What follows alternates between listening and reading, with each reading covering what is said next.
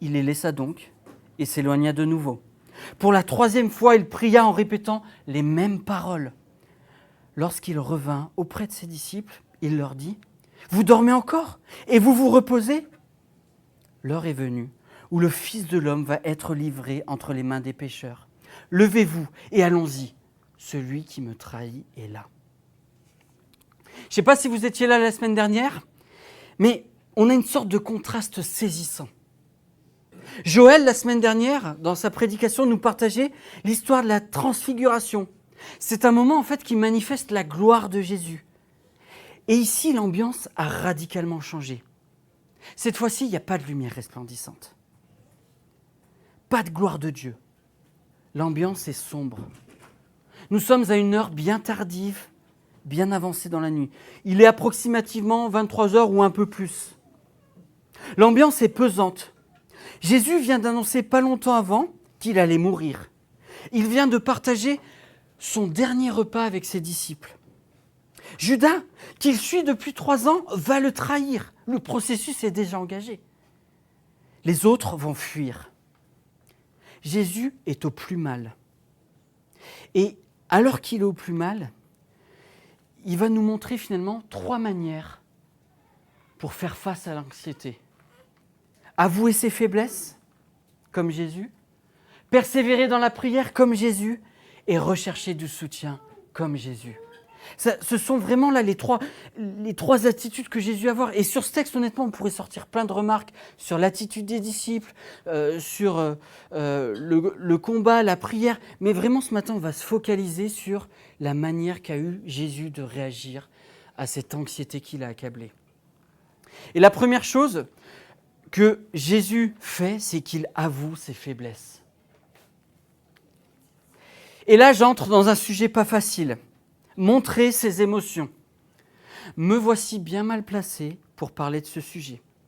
Julie pourrait vous le dire, je suis horriblement mauvais pour ça.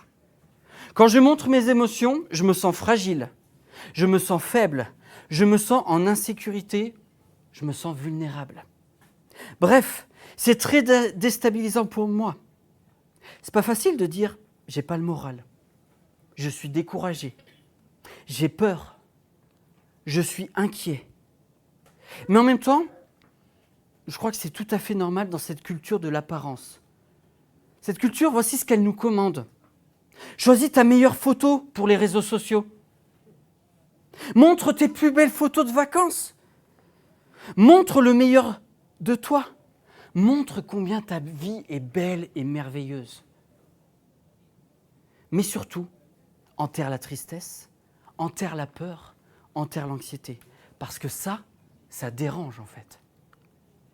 Jésus, lui, ce que je trouve assez étonnant et formidable, c'est qu'il fait tout l'inverse. Il est envahi d'une profonde tristesse. Il va même dire qu'une tristesse qui est à mourir. Le texte nous précise qu'il est accablé. C'est Jésus qui le dit. Le texte nous précise que l'angoisse le saisit. Et en fait, ce qui se passe, c'est que Jésus n'en peut plus. Et il va le montrer. Il fait quelques pas et se laisse tomber la face contre terre. Il est à bout. Et là, je vous invite à repenser quelques instants au Jésus qu'on nous présente dans les évangiles. Ce Jésus grandiose nous semble loin.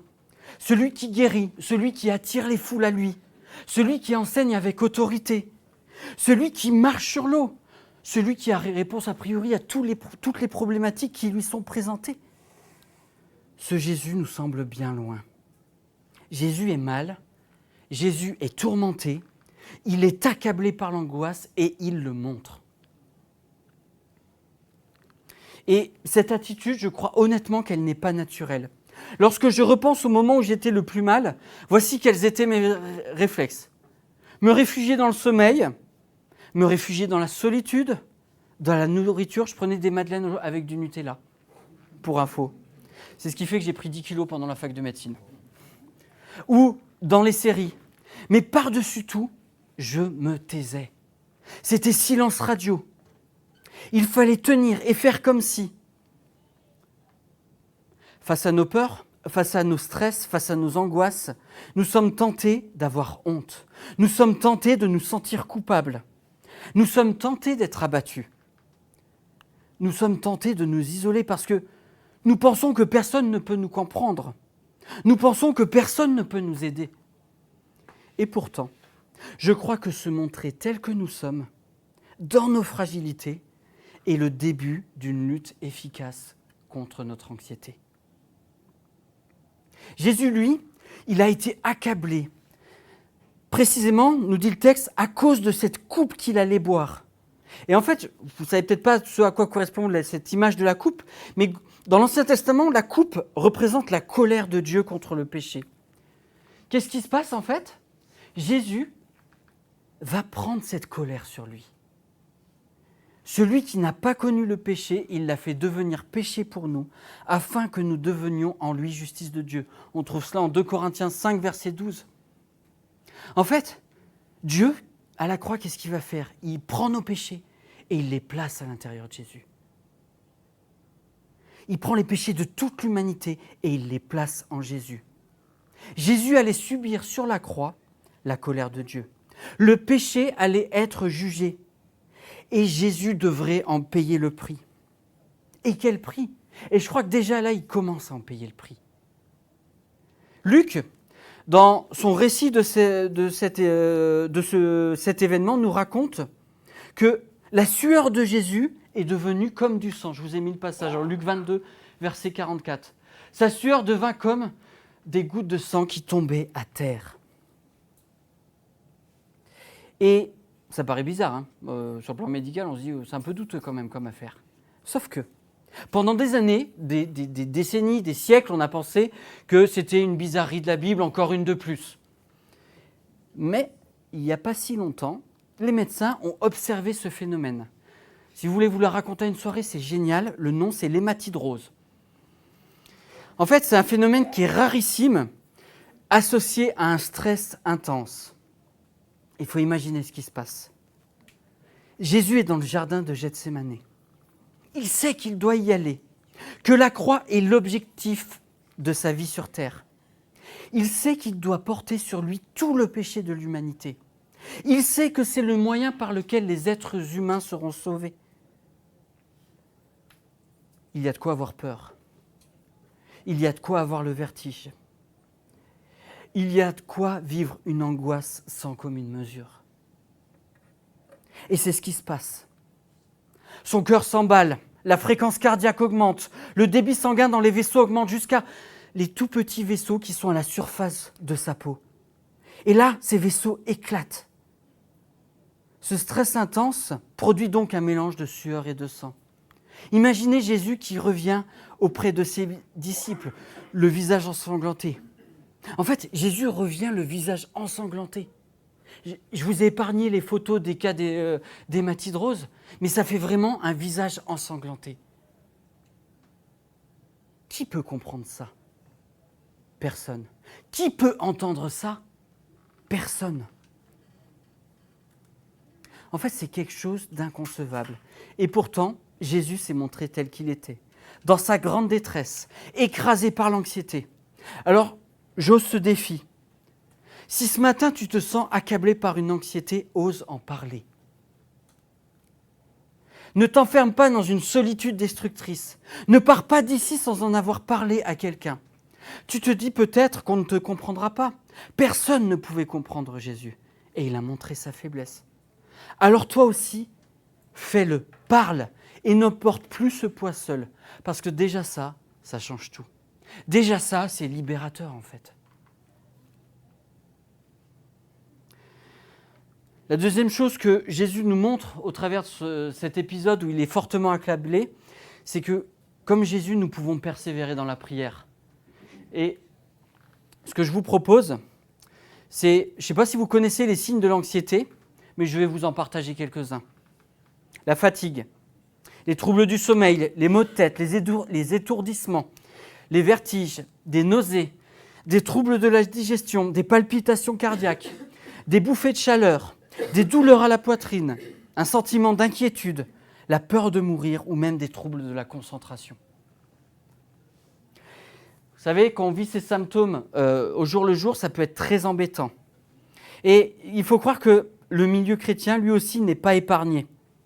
Vous savez, là, il y a quelques mois, on était avec les jeunes à Pâques, à l'IBG. Et en fait, il y avait différents ateliers qui avaient lieu en dehors des grandes séances où on était tous rassemblés. Et il y avait un atelier sur l'anxiété. Cet atelier a été l'atelier qui est le plus fréquenté. Il y a eu 2 sessions, à chaque fois, il y a eu plusieurs centaines de jeunes qui allaient à cet atelier. Pourquoi ? Parce que, tout simplement, c'est une situation que beaucoup de personnes vivent. Et c'est une situation face à laquelle nous cherchons des solutions. Et Samuel Laurence, la personne qui faisait l'atelier avec sa femme, il a un petit avantage, c'est que sa formation initiale, il est psychologue. Et il est devenu pasteur. Donc il a vraiment un regard sur les 2 situations. Et il nous a partagé comment fait l'être humain quand il est anxieux et qu'il essaie de trouver une solution par lui-même. Et je vous partage 3 techniques que nous avons tendance à avoir. La première technique que nous avons face à l'anxiété, c'est subir. Il n'y a aucun problème. Je fais la politique de l'autruche. Je fais le choix de dire « Non, tout n'est qu'illusion, il n'y a pas de problème. Tout va très bien, Madame la Marquise. » Mais un jour, mon corps lâche, c'est le burn-out. La deuxième stratégie qu'on a tendance à développer, c'est je fuis. Quelque chose me stresse, je vais fuir. Je vais annuler les rendez-vous qui me stressent. Je vais sécher les cours parce qu'ils me stressent. Je vais me mettre en arrêt parce que mon travail me stresse. Je vais me noyer dans le travail pour éviter la vie de famille qui me stresse. Ou que sais-je. Mais le problème, c'est que plus on va fuir quelque chose qui nous stresse, plus on va être stressé par cette chose. Au contraire, plus on se confronte à quelque chose qui nous stresse, plus notre dose de stress par rapport à cet événement stressant va diminuer. Et la troisième chose, je compense. Je vais oublier ce qui me stresse avec les madeleines au Nutella, par exemple. Je me prends en exemple. Avec un bon film, avec le travail, avec le sport, avec les jeux vidéo. Ou parfois même des choses qui ne plaisent pas à Dieu. Ça peut être l'abus d'alcool, ça peut être la drogue, ça peut être la pornographie ou d'autres choses encore. J'oublie mon stress avec des choses qui me font du bien. Et ça devient quelque chose de plus en plus récurrent. Il me faut ma dose en fait, pour oublier mon stress. Et en fait, ça devient une dépendance. On active vraiment physiologiquement, on active des mécanismes de dépendance. Finalement, que ce soit quelque chose, la drogue ou d'autres choses, ça crée un mécanisme de dépendance, de même ampleur qu'une drogue. Je vous avoue, j'ai déjà tenté ces stratégies. Et je ne sais pas, mais peut-être vous aussi. Et ce qui m'interpelle, c'est que Jésus, lui, il n'a pas choisi ces stratégies. Il n'a pas dit la croix, aucun problème. Il n'a pas cherché à se fuir et à se cacher. Il ne s'est pas jeté sur le repas de la Pâque qu'il avait pris juste avant pour tout oublier. Jésus joue carte sur table devant son Père. Ô Père, si tu le veux, écarte de moi cette coupe. Toutefois, que les choses se passent non comme moi je le veux, mais comme toi tu le veux. Sa stratégie à Jésus est simple, c'est la prière. Il sait quel est le plan de Dieu. Mais en même temps, bien que connaissant la volonté et le plan de Dieu le concernant, il y a une véritable guerre dans son cœur. Et cette prière est bien plus longue que ce qui nous est écrit. Là, c'est comme si on avait un résumé finalement. On sait qu'il s'est passé 1 heure, puisqu'en fait, après, il reproche à ses disciples, je ne l'ai pas mis en couleur, non, il reproche à ses disciples, vous n'avez pas été capable de veiller 1 heure avec moi. Donc en fait, cette phrase qu'on lit si courtement, il s'est passé 1 heure. Pendant 1 heure, Jésus lutte entre sa demande « Éloigne de moi cette coupe » et la connaissance qu'il a de la volonté de son Père. Et il se produit quelque chose d'intéressant lors du 2e temps de prière.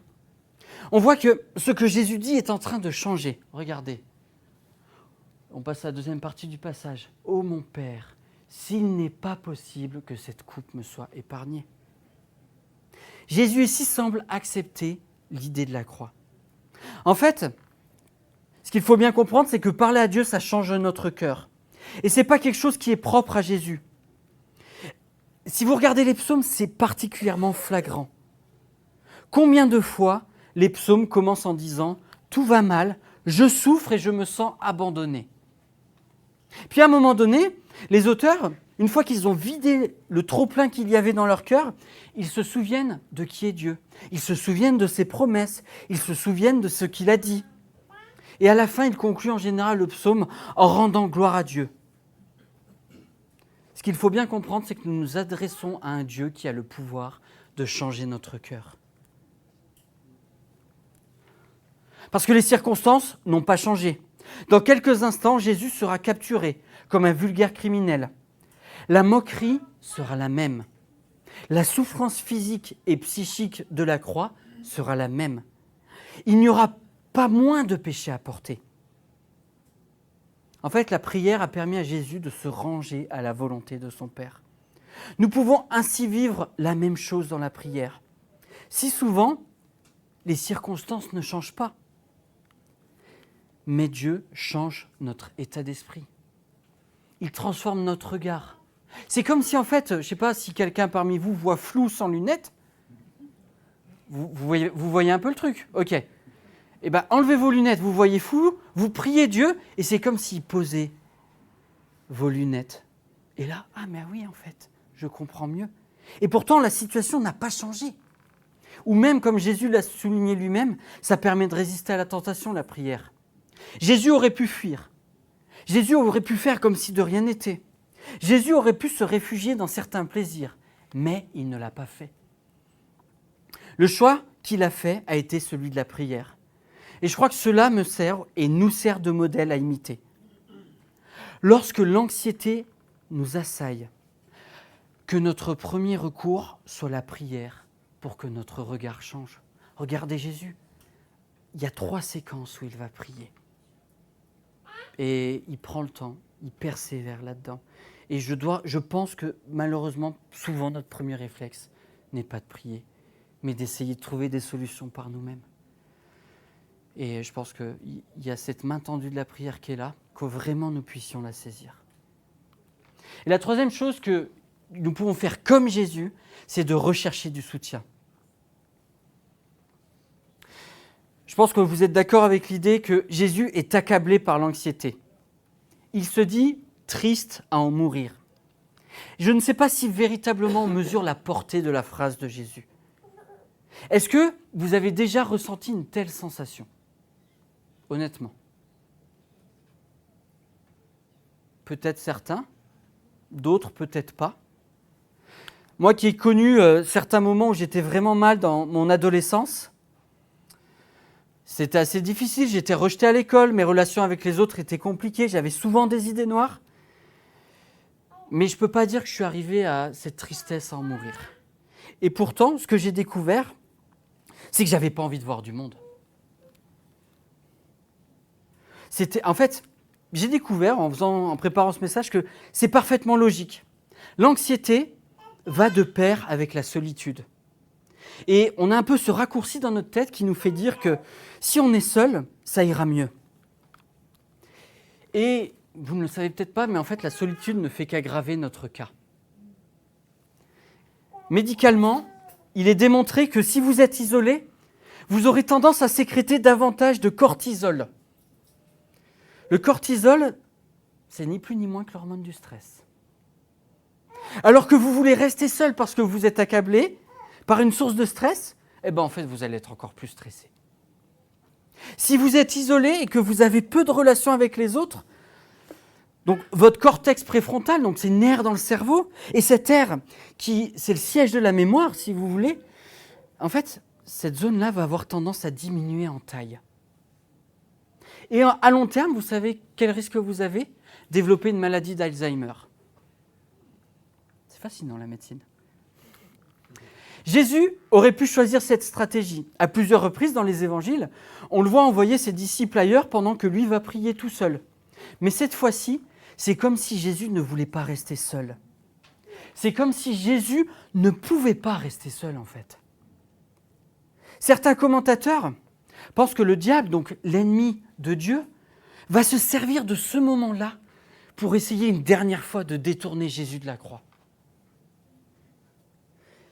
En l'accablant d'anxiété. Donc, il est probable que lorsque Jésus dit « je suis triste à en mourir », il est vraiment en danger de mort. Vous me direz, on ne peut pas mourir de l'anxiété. Eh bien si. Vous savez, il y a une maladie qui s'appelle la maladie de Takotsubo, ou la maladie du cœur brisé. Donc cette maladie, ça crée les symptômes d'un infarctus, ça crée une souffrance cardiaque comme un infarctus, ça crée une détresse avec la douleur et tout ça comme un infarctus, mais ce n'est pas un infarctus. C'est uniquement provoqué par une situation de stress intense. Donc oui, on peut mourir de l'anxiété. Dans certains cas, ça peut produire une mort, cette maladie. Et c'est sûrement pour ça qu'il cherche le soutien de ses disciples. Il demande non seulement leur présence, mais aussi leur soutien dans la prière. Alors oui, vous pouvez me dire, franchement, le soutien des disciples, pas terrible. Ils s'endorment à chaque fois, mais en fait, ce que je crois, c'est que même s'ils se sont endormis, ils ont au moins prié quelques minutes pour Jésus. Même s'ils se sont endormis, ils ont quand même été un soutien pour Jésus. Parce que c'est facile, en fait, de tirer à boulet rouge sur les disciples. Facilement, on peut se dire, c'est des gros boulets, quoi. Franchement, ils n'ont rien compris. Mais là encore, Luc, dans son récit de cette histoire, nous apporte un petit élément important. Ils étaient accablés de tristesse. Et Luc nous explique que c'est parce qu'ils étaient accablés de tristesse qu'ils se sont endormis. En fait, ils partagent la même tristesse, la même lutte avec Jésus. Malgré ce soutien imparfait, Jésus n'est pas seul face à sa tristesse. Tant de fois, nous voulons être seuls face à nos difficultés et nos angoisses profondes. Pourtant, lorsque Dieu crée l'homme en Genèse, voici ce qu'il dit. C'est quasiment son premier constat. Il n'est pas bon que l'homme soit seul. Alors oui, je sais, vous allez me dire, on applique souvent ce verset à la question du mariage. Mais l'histoire de l'humanité nous montre que l'homme n'est pas fait pour vivre seul. Le couple, la famille, les amis, une ville, des collègues de travail, un club de loisirs, un pays, on a besoin de se rattacher à des personnes. On a ce besoin-là. Et c'est aussi ce que peut nous offrir l'Église. Nous pouvons développer des relations, bien sûr le dimanche matin, mais aussi au travers d'un groupe de maison, au travers d'un groupe de croissance, au travers d'un repas ou au travers d'activités diverses. Vous savez, parfois, il m'arrive d'avoir envie d'être seul. Et plusieurs fois, c'est arrivé que cette envie d'être tranquille et de voir personne tombe le soir du groupe de maison. Et ça tombait le soir où on devait accueillir le groupe de maison. Et là, moi, j'étais... franchement, Seigneur, ça ne me déplairait pas en fait qu'il n'y ait personne qui vienne. Au moins comme ça, je serai tranquille. Puis je peux me faire une petite soirée tranquille, j'ai rien à faire et tout. Et en fait, je peux reconnaître systématiquement que les gens sont venus. Et en plus, j'ai été encouragé.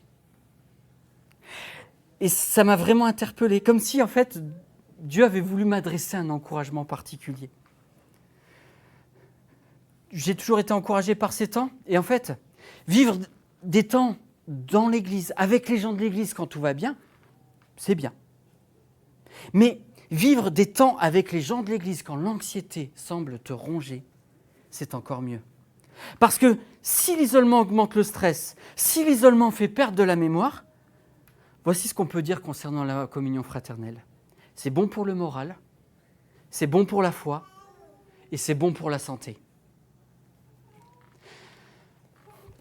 En fait, quand on regarde la manière dont Jésus ressort de cet événement, le résultat est assez impressionnant. Il accepte son arrestation, sa condamnation, les moqueries, les outrages et la croix sans sourciller. Il a l'air d'être paisible. Alors, est-ce que si on met en pratique ces attitudes, c'est 100% de succès garanti ? Malheureusement, je crois que non. L'anxiété sera peut-être toujours une difficulté pour nous. Mais j'aimerais vous partager quelques éléments qui peuvent nous encourager face à nos anxiétés. Au mois de mai, avec quelques personnes de l'Église, on était à Lyon pour un séminaire sur l'anxiété. C'est un peu ce qui, avec Bruce, nous a donné envie de faire deux messages autour de cette thématique. Et un des orateurs, Mathieu Caron, partageait cette réalité. Parce que souvent, on peut se sentir accablé, découragé par notre anxiété. On peut peut-être se dire qu'on manque de foi. Et voici ce qu'il dit. Si notre anxiété nous rapproche de Dieu, nous aide à dépendre plus de Dieu, alors elle n'est pas un péché. Donc si on met en pratique ces attitudes et que finalement, on ne voit peut-être pas d'amélioration franche, l'encouragement qu'on peut avoir, c'est que ça nous entraîne à mieux dépendre de Dieu. C'est ce que Jésus a vécu. Et encore plus avec un passage que je voulais vous partager, qui est assez connu dans l'Épître aux Hébreux, dans le Nouveau Testament. En effet, nous n'avons pas un grand prêtre, il est question de Jésus, qui serait incapable de se sentir touché par nos faiblesses. Au contraire, il a été tenté en tout point comme nous, comme nous le sommes, mais sans commettre de péché. Approchons-nous donc du trône du Dieu de grâce avec une pleine assurance. Là, Dieu nous accordera sa bonté et nous donnera sa grâce pour que nous soyons secourus au bon moment. Ben, est-ce que je peux te demander la moyenne ? Un peu plus de 7. Un peu plus de 7 sur 20. Voilà. Il y a sûrement une disparité. Tu confirmes ? Ok. Il y a une disparité sur les notes. Mais ça veut dire qu'il y a quand même un stress sous-jacent qui n'est pas loin. Parfois. Oui, mais il y en a certains qui sont assez stressés quand même, et d'autres beaucoup moins. Mais en fait, malgré tout, c'est une réalité parfois qu'on affronte. On ne sait pas, c'est pas grave. Mais il y a des disparités, c'est évident. On ne vit pas tous les mêmes situations, on ne vit pas tous les mêmes choses. Et peut-être que tu es découragé ce matin ou complètement écrasé par rapport à l'anxiété. Et même si on ne l'est pas, un jour on n'est pas à l'abri, ça nous arrive en fait. Et ce passage peut nous aider à nous souvenir de plusieurs choses. Il a été tenté en tout point comme nous le sommes. Jésus a connu l'anxiété. Il a connu une anxiété sans commune mesure. Il sait. Il connaît ta souffrance. Il connaît ta lutte. Il connaît ta tristesse. Puisque Jésus connaît l'anxiété, qu'est-ce que nous dit le passage ? Approchons-nous donc du trône de Dieu de grâce avec une pleine assurance. Puisque Jésus a connu l'anxiété, nous pouvons nous approcher de lui avec assurance. Et puisque Jésus est sorti victorieux de l'anxiété, il nous donnera sa grâce pour que nous soyons secourus au bon moment. Alors ce que j'ai envie de vous dire, c'est que nous soyons anxieux ou pas, ça vaut le coup de persévérer dans ces 3 choses. Avouer nos faiblesses, persévérer dans la prière et ne pas rester seul. Je vous invite à la prière. Seigneur, je veux te remercier pour qui tu es. Tu es venu sur cette terre, tu as vécu cette vie parfaite et en même temps tu as été éprouvé par ces conditions de vie sur terre. À un moment, tu as pleuré et il y a ce moment aussi où tu as été accablé par l'anxiété, Seigneur. Et je veux te remercier pour ces moments où tu as révélé ta fragilité. Parce que ça nous montre que tu es un Seigneur accessible, que tu es un Sauveur accessible qui est capable de compatir à nos luttes, qui est capable de compatir à nos souffrances. Et je veux vraiment te prier que tu nous aides à mettre en place ces attitudes que tu as su développer, toi, Seigneur. Aide-nous à ne pas rester seuls. Aide-nous à ne pas tenter des stratégies alors que nous avons ignoré la prière. Aide-nous à ne pas nous emmurer dans nos moments difficiles, mais à pouvoir les partager avec sincérité, Seigneur. Et on a besoin de toi pour que tu nous aides à cela. Je te prie que les moments d'angoisse, les moments de lutte, les moments d'épreuve plus largement, soient autant d'occasions pour nous rapprocher de toi, pour toujours plus dépendre de toi, Seigneur. Et pour crier à toi, Seigneur. Je repense à ce psaume que Matthieu nous a lu tout à l'heure. Oui, nous voulons tourner les yeux vers toi quand ça ne va pas et quand ça va, Seigneur. Aide-nous à chaque instant à dépendre de toi et à compter sur toi, Seigneur. Et que tu nous aides à traverser ces moments de difficulté, Seigneur. S'il te plaît. Amen.